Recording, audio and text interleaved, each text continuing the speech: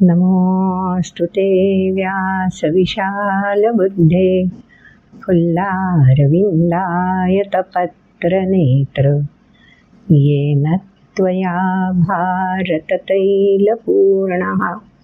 प्रज्वालितो ज्ञानमयः प्रदीपः। नारायणं नमस्कृत्य नरं चैव नरोत्तमं देवीं सरस्वतीं व्यासं ततो जयमुदीरयेत्। ॐ श्री परमात्मने नमः।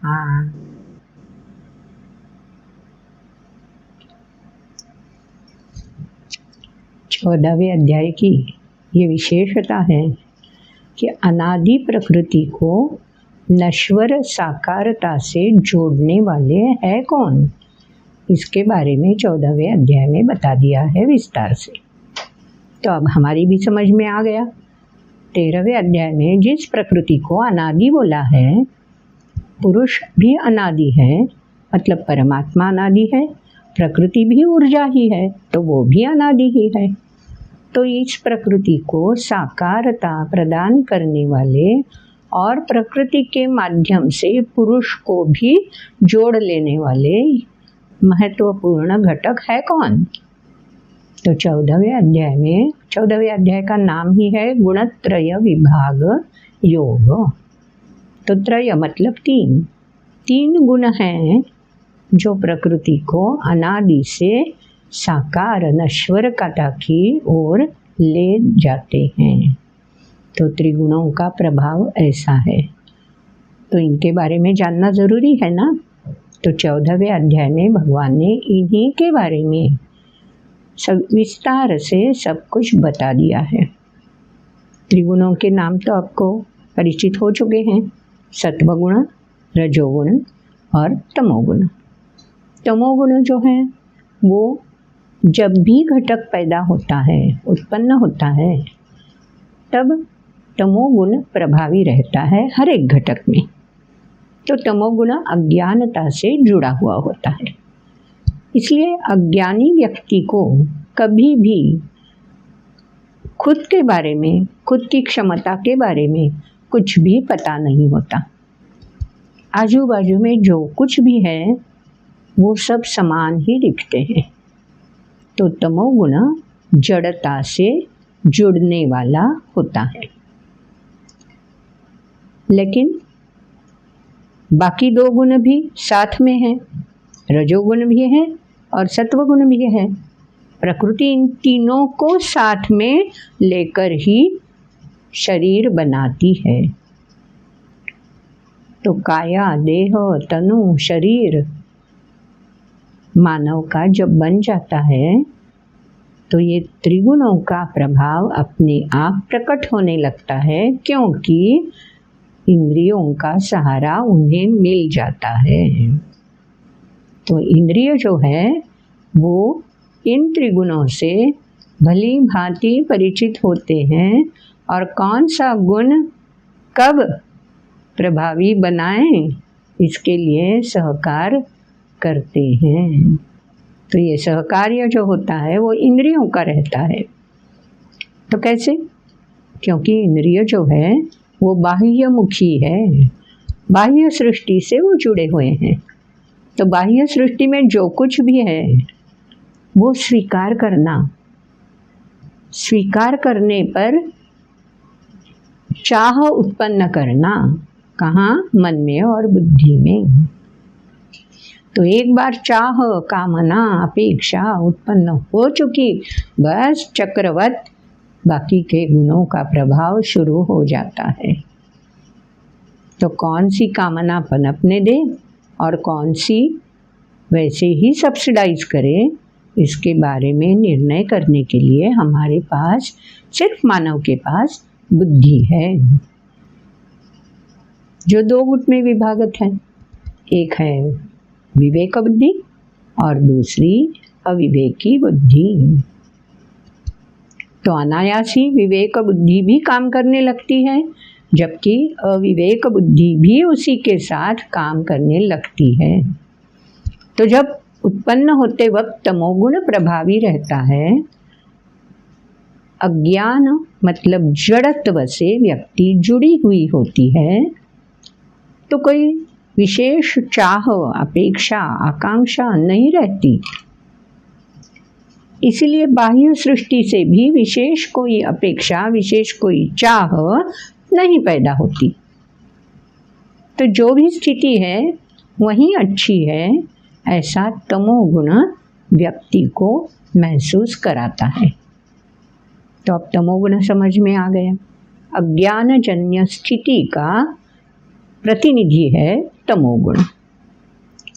लेकिन मानव के पास मन भी है, बुद्धि भी है और ज्ञानेंद्रिय भी है और कर्मेंद्रिय भी है। तो ये तमोगुण अपने आप पनपना भी चाहे तो रजोगुण आके उसको ठिकाने पर लगा देता है। चलो बस हो गया, अब मुझे मेरा प्रभाव दिखाना है। 14वें अध्याय में ये सब हमने सुना है। तो रजोगुण व्यक्ति को हलचल करने के लिए, कर्म करने के लिए प्रोत्साहित करता रहता है। तो कर्म व्यक्ति कब करेगी? कुछ आस उत्पन्न होगी, अपेक्षा, चाह उत्पन्न होगी, तभी तो व्यक्ति कर्म करने के लिए उत्साहित हो सकती है। तो रजोगुण कर्म करने के लिए प्रेरित करने वाला है। तो जैसे जैसे कर्म करने की चाह व्यक्ति में बढ़ जाती है, वैसे वैसे अज्ञानजन्यता कम होने लगती है, क्योंकि कर्मों से ही तो हमें फल मिलना शुरू होता है। और फल कभी अच्छा, कभी बुरा या कभी मिष्ट, 3 प्रकार के होते हैं ना फल। तो अच्छा फल मिले तो हम और प्रोत्साहित हो जाते हैं। बुरा फल मिले तो हम नैराश्य से घिर जाते हैं, लेकिन अनुभव संपन्न हो जाते हैं। और मिष्ट फल मिले तो और कर्म करने के लिए उत्साहित बनकर आगे चलते हैं। तो ये रजोगुण का प्रभाव है संक्षेप में। फिर कर्म करते करते ही समन्वय स्थिति आ जाती है। तो तमोगुण और रजोगुण जो है वो संकल्प और संस्करण, इन दोनों प्रवृत्तियों से जुड़े रहते हैं। जब समन्वय हो जाता है तो ये सत्वगुण अपने आप प्रवेश कर लेता है। जब समाज में हम समरस होने के लिए आगे चलते हैं, तब हमारा कसौटी का क्षण आ जाता है। रजोगुण ने जो प्रभाव स्थापित किया हुआ है वो अच्छा है या बुरा है, समाज के लिए हितकारक है या नहीं, समाज में हमें विशेषाधिकार प्राप्त कराने के लिए उपयुक्त है या नहीं, ये सब समन्वय की स्थिति जब पैदा होती है, हम जब सामाजिक समरसता की ओर बढ़ जाते हैं, तो ये सत्वगुण हमें महसूस होने लगता है। तो सत्वगुण ऐसे ही पास नहीं आता, रजोगुण ऐसे ही पास आ सकता है, तमोगुण भी आ जाता है। वैसे तो है ही, तमोगुण उत्पन्न होने से साथ ही देता है, लेकिन सत्वगुण ऐसे अनायास नहीं प्रवेश करता। तो सत्वगुण को कल्टीवेट करना पड़ता है। ये सत्वगुण है, इसका एहसास समझना चाहिए। उसके लिए हमारी क्षमता जो है उसको भी हमें परखना चाहिए। तो धीरे धीरे क्षमता का अंदाज जैसे जैसे व्यक्ति को होने लगता है, व्यक्ति सत्वगुण से संपन्न होने लगती है। तो स्वाभाविक है, अविवेक बुद्धि जो तमोगुण और रजोगुण को पनपने के लिए सहकारी बनती है, तभी ये विवेक बुद्धि भी सत्व गुण प्रभावित हो, इसलिए कार्यक्षम होने लगती है। तो देखो दोनों में संतुलन रहता है। अगर अविवेक और विवेक में संतुलन होता है तो व्यक्ति हमारे तुम्हारे जैसी सामान्य व्यवहार करने वाली व्यक्ति होती है, ना कि विभूति स्थापित होती है, ना कि देवत्व उसका स्थापित होता है। धीरे धीरे जब अविवेक बुद्धि क्षीण हो जाती है, तमोगुण और रजोगुण का प्रभाव जैसे जैसे क्षीण होने लगता है, वैसे वैसे सात्विक बुद्धि विवेक बुद्धि को उजागर करने लगती है। ये 14वें अध्याय में सब बता दिया है। प्रकाश च प्रवृत्ति च। अब ये श्लोक हमें सुनने हैं, क्योंकि अर्जुन ने प्रश्न पूछा है। ये तीनों गुण ऐसे अगर अपना अपना प्रभाव हर प्रसंग में, हर घटना में दिखाने लगे तो व्यवहार करें तो कैसे करें? कौन से गुण में स्थापित होकर व्यवहार करें, कर्म करें? तो भगवान ने स्वच्छ रूप से बता दिया है कि इन तीनों गुणों से परे हो जाना महत्वपूर्ण है। तो उसके लिए शब्द उपयोग में लाया है गुणातीत, अतीत, उसके पार जाना है। ये गुण तो हर बार कभी ये ऊपर, कभी ये नीचे, कभी ये ऊपर, ऐसा प्रभाव दिखाते रहेंगे, और हम भी ऐसे ही झूले में जैसे झूलते हैं वैसे कभी अविवेक बुद्धि से जुट जाते हैं, कभी विवेक बुद्धि से, कभी रजोगुण में कार्यमग्न रह जाते हैं, कितना करे ऐसा हो जाता है। कभी सत्व गुण से हम स्थैर्य संयम अपने वर्तन से प्रकाशित करने लगते हैं, तो अज्ञान जन्य प्रिय है ऐसा बनकर कभी हम तमोगुणी भी प्रभावित करते हैं। तो भगवान ने बोल दिया है ऐसा नहीं चलेगा, स्थायी रूप से स्वभाव स्थापित हो, इसलिए गुणातीत होना आवश्यक है। तो स्वाभाविक अर्जुन ने प्रश्न पूछ लिया है। पिछले वीडियो में हमने वो प्रश्न सुन लिया है। अर्जुन ने क्या प्रश्न पूछा है? अगर मुझे भी गुणातीत होना है, इन तीन गुणों के प्रभाव से मुक्त होना है, तो पहले कोई हुआ है ऐसे मुक्त? अगर कोई व्यक्ति ऐसे हुआ है तो उस व्यक्ति के लक्षण कौन से हैं? लिंग मतलब लक्षण, कौन से हैं लक्षण? मुझे उसके बारे में जानना है, ताकि उन्हें आदर्श मानकर मैं भी अपना व्यवहार उसी दिशा में प्रस्थापित कर सकूं। तो भगवान को अच्छा लगा होगा, तो भगवान ने तुरंत जवाब देना शुरू कर दिया है। तो अर्जुन का प्रश्न हर अध्याय में जब कभी भी कहीं कहीं अर्जुन ने प्रश्न ना पूछने पर भी भगवान ने उत्तर देना शुरू कर दिया है। प्रश्न पूछने की ज़रूरत ही नहीं पड़ी है, लेकिन बाकी तो वर्णन अर्जुन ने प्रश्न पूछा है और भगवान ने उसका निराकरण करते हुए विस्तार से विवेचन कर दिया है। तो अब अर्जुन ने प्रश्न पूछा है, भगवान क्या करते हैं विवेचन? हमें भी तो सुनना है ना, तो पहले सुनने चाहिए श्लोक। श्री भगवानुवाच प्रकाशै च प्रवृत्ति च मोहमेव च पाण्डव न द्वेष्टि सम्प्रवृत्तानि न निवृत्तानि काङ्क्षति उदासीनवदासीनो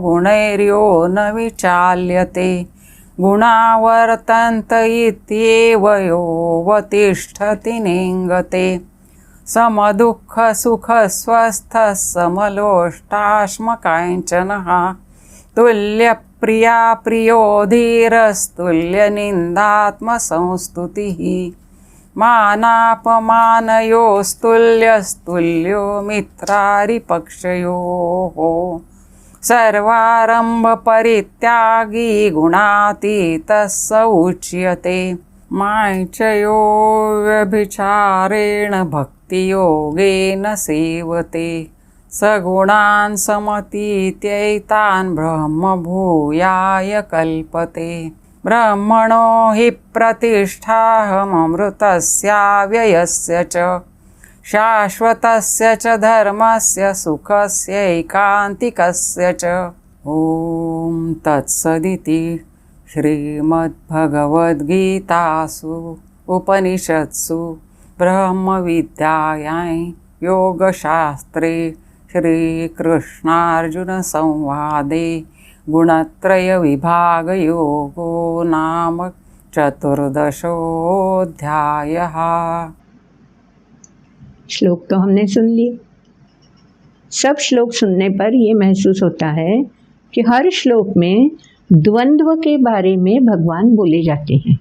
प्रकाशं च प्रवृत्तिं च न द्वेष्टि निवृत्तानि न द्वेष्टि संप्रवृत्तानि। सो संप्रवृत्ति निवृत्ति, प्रकाश मोह, सुख दुख, तुल्य अतुल्य, प्रिय अप्रिय, कितने सारे द्वंद्वयुक्त शब्द इन श्लोकों में आए हुए हैं। तो भगवान ये क्लियर कर देना चाहते हैं कि जब तक व्यक्ति त्रिगुणों के चंगुल में रहती है वो द्वंद्वों में ही समाई रहती है। तो द्वंद्व हमारा पीछा कब तक नहीं छोड़ते? जब तक हम त्रिगुणों के चंगुल में फंसे हुए होते हैं। तो खुद को जान लेने की क्षमता है। कैसी है? जब भी द्वंद्वों से छुटकारा मिल जाना शुरू हो जाए, द्वंद्वों से छुटकारा मिल गया, ये कैसे पहचाने? हमारा मन शांत, समाधानी, तृप्ति की ओर प्रवास करने लगता है। तो दिन भर में हम अगर हमारा ही अभ्यास कर सकते हैं तो दिन भर में कितने सेकंड, कितने मिनट्स, कितने घंटे हम ये शांत, समाधान, तृप्ति का एहसास पा सकते हैं। ऐसा खुद का स्टडी तो हम कर सकते हैं। शुरू कर देते हैं। अगर ये टाइम स्पैन बढ़ते जाएगा, शांत, समाधान, तृप्ति का एहसास दिलाने वाला दिन भर का टाइम स्पैन जैसे जैसे बढ़ता जाएगा, हम गुणातीत की ओर प्रवास करने लगेंगे। इसका एहसास अपने आप मिल जाएगा। इसलिए भगवान ने द्वंद्वों के बारे में ही बताया है। श्लोक तो हमने सुन लिए।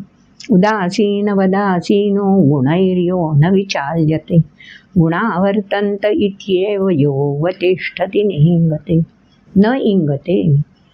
चंचल मन जो है वो हर बार विचलित होता है।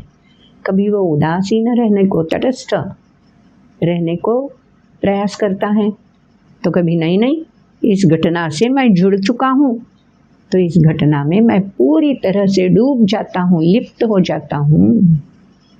तो स्वाभाविक मन भी विचलित होने लगता है। तो भगवान ने बोल दिया है उदासीन अवदासीन। ये गुण ही जो है जो इस द्वंद्व में हमें फंसाते रहते हैं।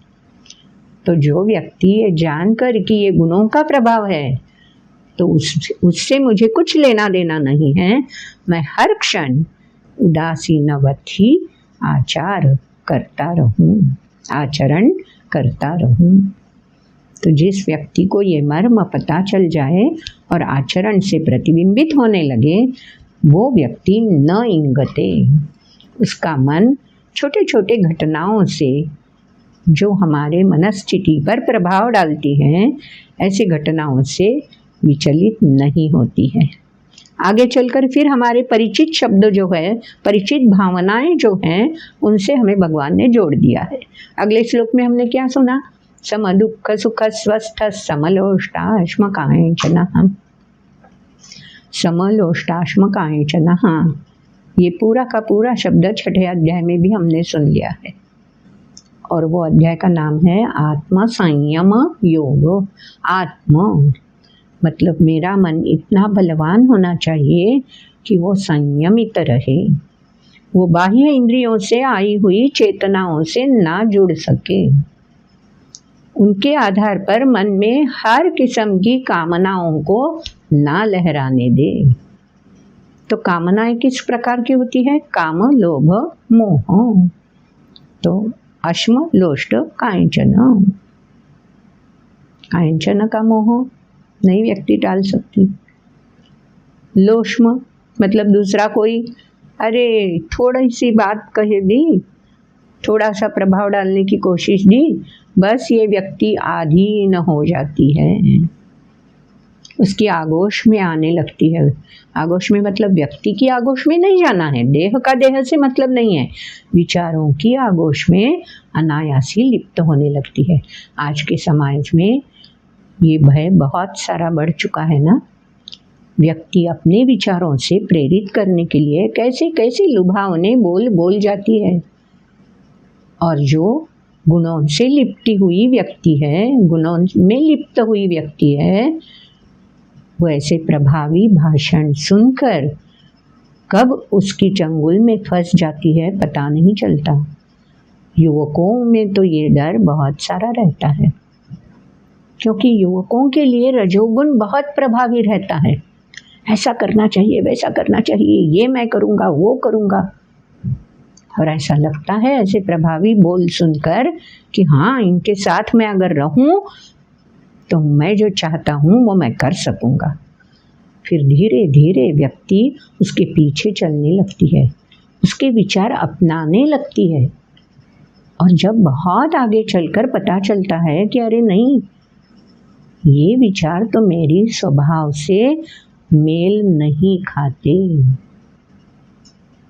तो सम दुख सुख, तो पहले जो आनंद देने वाली घड़ियाँ थी अब वो दुखों से लिप्त होने लगती है। लेकिन वापस आए तो कैसे आए, रास्ता लगता है बंद हो चुका है। इसीलिए तो 14वां अध्याय महत्वपूर्ण है। ऐसे फंसकर, ऐसे मोहित होकर व्यक्ति आगे चलकर उन विचारों से जुड़ भी जाए तो भी जब ध्यान में आए कि ये गलत है, ये सोच मेरे विचारों से मिलजोल नहीं खाती, या मैंने जो संकल्प किया है, मैं जिस रास्ते पर आगे चलना चाहता था वो रास्ता ये नहीं है, जब उस गलत रास्ते की पहचान हो जाती है तो व्यक्ति में इतनी क्षमता है कि वो व्यक्ति वो बहुत से तय किया हुआ रास्ता या पार किया हुआ रास्ता छोड़कर वापस आ सकती है। स्वाभाविक है, इतना लंबा रास्ता जो पार कर लिया है तो वापस आने में कष्ट तो होंगे ही, इतना आसान तो होगा ही नहीं। लेकिन फिर भी अगर मुझे सही रास्ते पर आना है, ये गलत है इसका पता चल चुका है, तो सही रास्ते पर आने के लिए, कष्ट उठाने के लिए मेरे पास क्षमता है। इसका भरोसा इसी अध्याय में भगवान ने दे दिया है। आगे भगवान ने बोल दिया है और द्वंद्वों के बारे में बोल दिया है। तुल्य प्रिया प्रियो धीरस्तुल्य निंदा आत्मसंस्तुति ही। आत्मसंस्तुति अगर कोई करने लगता है तो व्यक्ति खुश हो जाती है। हाँ, यही व्यक्ति है जो मुझे पूरी तरह से समझती है। बाकी तो कोई घर वाले मेरी समझ, मेरे गुण को समझ ही नहीं सकते, तो चलो इस व्यक्ति के साथ हो लें। और ऐसा निर्णय करके जब तक स्तुति कानों में अच्छी लगती है तब तक वो व्यक्ति उस व्यक्ति के साथ इतना कुछ जुड़ जाती है कि प्रिय से अप्रिय कब बन जाए पता ही नहीं चलता। फिर सूझबूझ जाग जाती है। नहीं, सच्ची बात हमेशा कड़वी होती है। आत्मस्तुति हमेशा अच्छी होगी ही, सच्ची होगी ही, ऐसा नहीं मानना चाहिए। तो अनुभव तो मिल चुका, ठेस तो लग चुकी, कोई बात नहीं, आगे चलकर क्या कर सकते हैं। और भी ऐसे द्वंद्व है जिन द्वंद्वों में व्यक्ति फंस सकती है। अगले श्लोक में वो द्वंद्वों के बारे में भी बोल दिया है। मानापमानयो स्तुल्यो मित्रारिपक्षयो।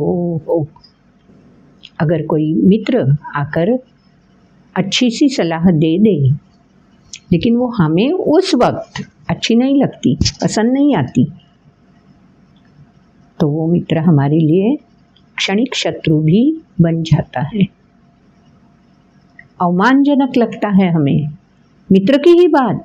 मित्र सच्चे दिल से कहता है, अच्छी राह पर रहे इसलिए बोल देता है, लेकिन उस वक्त हम एक धुन में सवार रहते हैं तो मित्र की बातें हमें शत्रु जैसी लगती है, अपमानजनक लगती है, और इसलिए फिर से एक बार हम गलत चंगुल में फंस जाते हैं, विवेक बुद्धि से दूर हो जाते हैं, न इंगते स्थिति में रह नहीं सकते। तो सब द्वंद्वों के बारे में इन 3-4 श्लोकों में भगवान ने पूरी तरह से समझा दिया है। तो अगर ऐसा नहीं होना चाहिए, अगर द्वंद्वों में फंसकर गलत राह पर नहीं चलना है, तो क्या करना चाहिए? प्रॉब्लम है तो उसका उपाय, उसका सॉल्यूशन कौन बताएगा? वो क्षमता किसमें है? भगवान में ही तो है।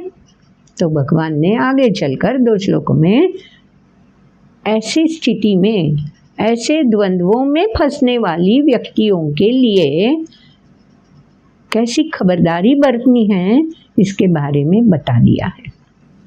अगला श्लोक जो हमने सुन लिया, सर्वारंभ परित्यागी गुणातीतः स उच्यते। सर्व आरंभ करते वक्त, 4 अध्याय में भी ये शब्द आए हुए हैं। ऐसा नहीं कि इस अध्याय में पहले ही भगवान ये शब्द बोले हैं। तो कोई भी कर्म आरंभ करते वक्त ही परित्यागी क्या करना है? प्रजहाति यदा कामान सर्वान पार्थ मनोगतान। 2 अध्याय में ही भगवान ने बोल दिया है, स्थितप्रज्ञ के लक्षण बताते वक्त पहला ही ये क्राइटेरिया बता दिया है। फिर 4 अध्याय में फिर से एक बार योगी के लक्षण बताते हुए भगवान ने ये आरंभ परित्यागी के बारे में बोल दिया है। यस्य सर्वे समारंभा काम संकल्प वर्जिता। फिर 6 अध्याय में आत्म संयमी व्यक्ति के बारे में बोलते हुए भगवान ने इन्हीं लक्षणों को दोहराया है। फिर आकर 12वें अध्याय में उत्तम भक्त के लक्षण बताते हुए भी यही सब भगवान ने विस्तार पूर्वक बता दिया है। तो शुरुआत खुद पर विश्वास होना चाहिए। फिर जो विचारों का, जो संकल्प का हम सहारा लेकर काम करने निकले हैं, उस पर श्रद्धा होनी चाहिए।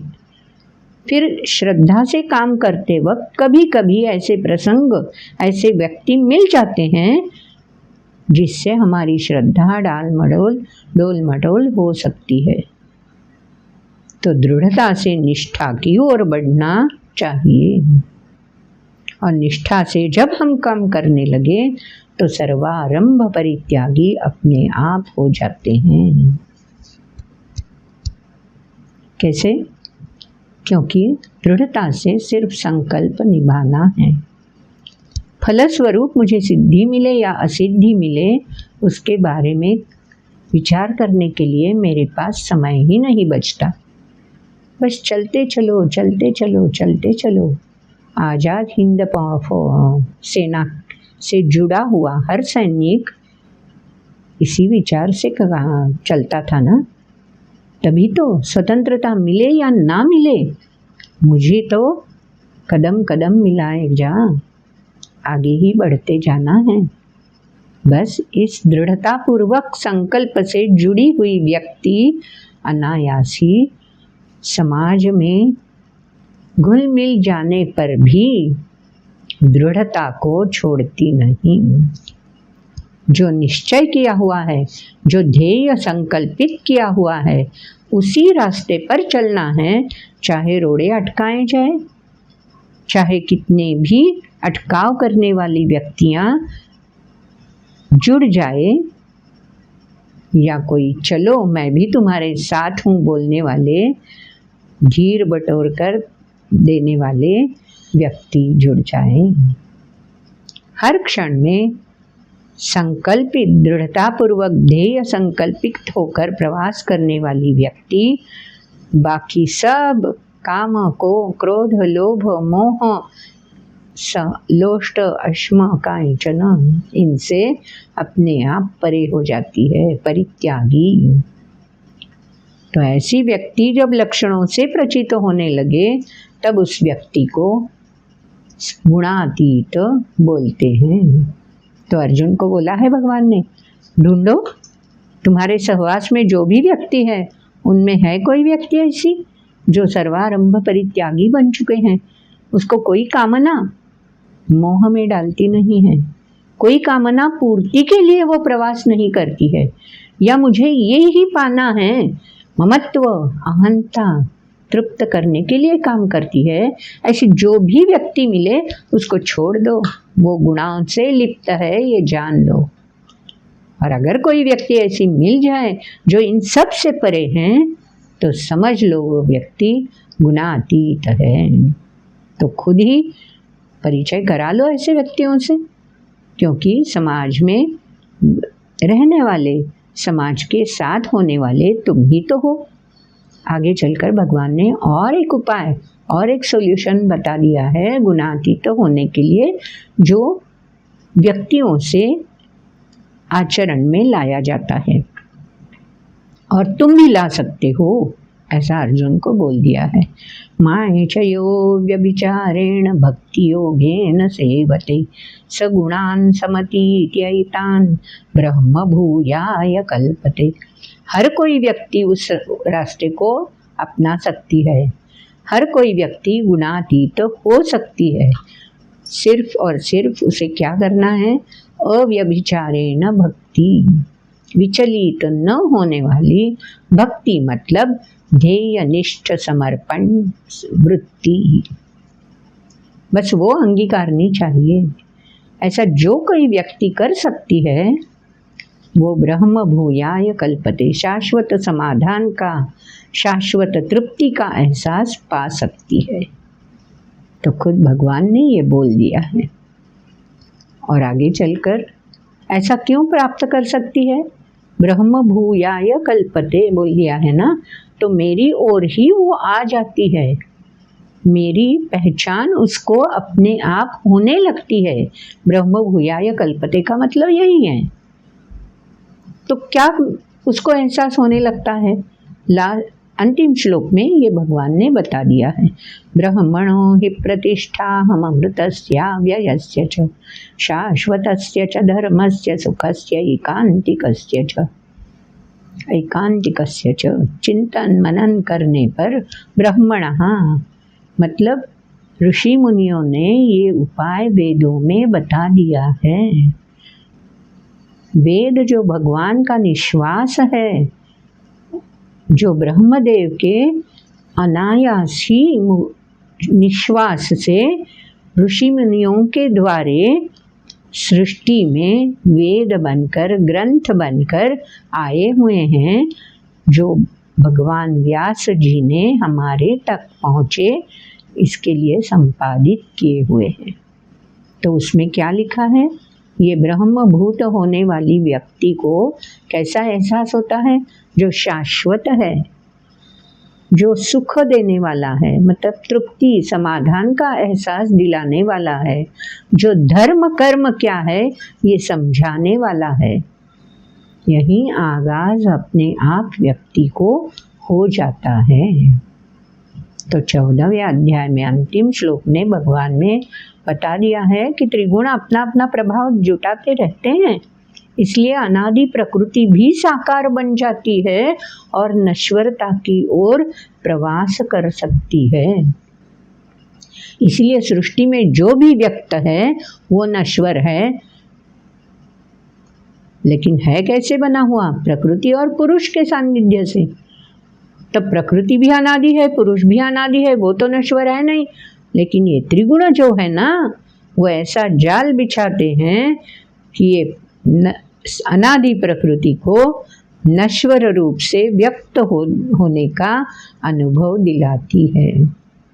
और साथ साथ जो पुरुष जोड़ा हुआ होता है, वो पुरुष भी अनेकत्व का परिचय प्राप्त कराते कराते ऐसे लपेटे में लिपट जाता है। तो आगे चलकर और एक गुह्य और एक रहस्य अगले अध्याय में भगवान ने खुद बोलना शुरू कर दिया है। क्योंकि ये प्रकृति और पुरुष अगर ऐसे लपेटे में त्रिगुणों के सहारे आ सकते हैं तो हम क्या करें। तो इसके बारे में भगवान अगले अध्याय में कौन सा रहस्य खोलने वाले हैं इसको हम भी जान ले, लेकिन थोड़ा इंतज़ार करना पड़ेगा। आज का वीडियो यहाँ ही संपन्न कर देते हैं। मिलते हैं अगली बार अगले वीडियो में भगवान ने बताया हुआ रहस्य जानने के लिए। अगर ये वीडियो आपको अच्छा लगा है तो लाइक ज़रूर करना, शेयर तो आप करते ही होंगे। सब्सक्राइब करना अगर नहीं किया है आज तक तो सब्सक्राइब करना मत भूलिएगा, और बेल आइकॉन आप क्लिक करोगे तो नोटिफिकेशन मिलता रहेगा। तो मिलते हैं अगले वीडियो में। नमस्कार।